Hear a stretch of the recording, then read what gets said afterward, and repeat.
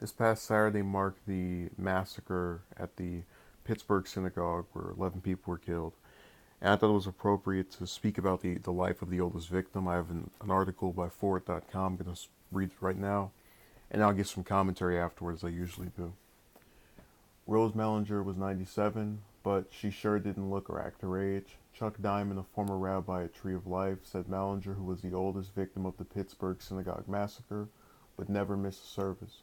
She was a synagogue goer, and not everybody is, Diamond told the Washington Post. She's gone to the synagogue for a lifetime, and no matter how many people are there, Diamond said. Diamond said Mellinger's son was a classmate of his. This thing tripped me up.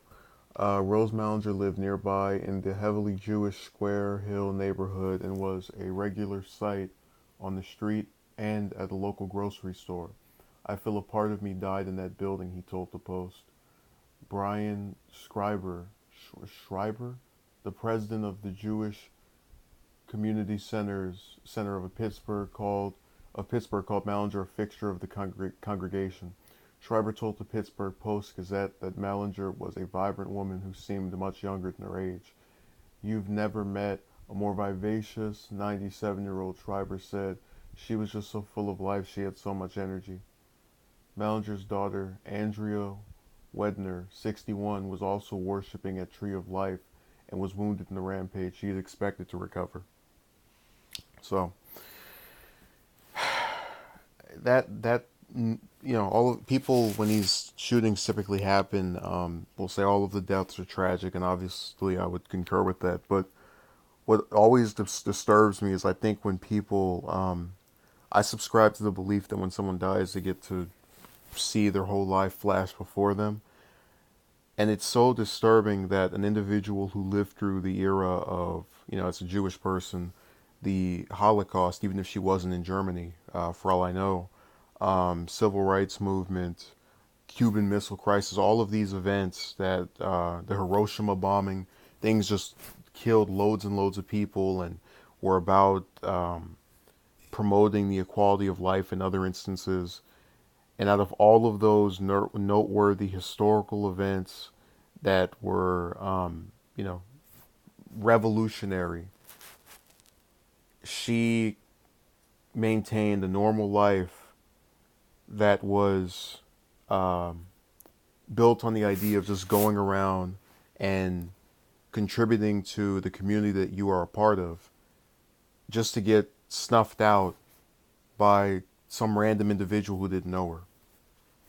And it's part of the reason that I said, when we had the shooting at the tournament, the Madden tournament, that whenever you have a person who goes to a public venue, and the individual, is of the mindset that something can happen, or that, you're likely to see yourself get in trouble with, not get in trouble because it's just you go here all the time or you go there. Um, Whenever you have a public venue, there's a higher chance of someone that is not all the way there, who at the same time could also have weaponry, as it's got a semi-automatic, that can end loads and loads of lives, and you can be in the wrong place at the wrong time. And even if you say it's as simple as that, it's still sucks that we can't do anything about this. We can't change it. We can't. What message do I have to say?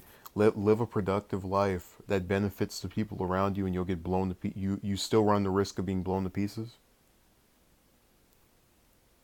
Believe in a religion, and go and actively worship to it, just to be shot to pieces while worshiping and doing what you think is right. And I'm not trying to turn this into some pseudo, atheist rant. I'm just tired of this idea that you can do things that are good. I guess, um, when you have someone that doesn't appear to be offensive to anyone, which is what is stated in this article by all accounts, doesn't have any enemies and just literally is in the wrong place at the wrong time.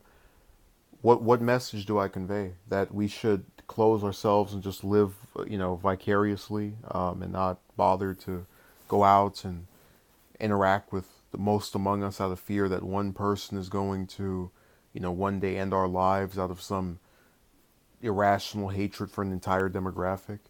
So it's a, her life was very productive, and its ending was horrific. Stay safe.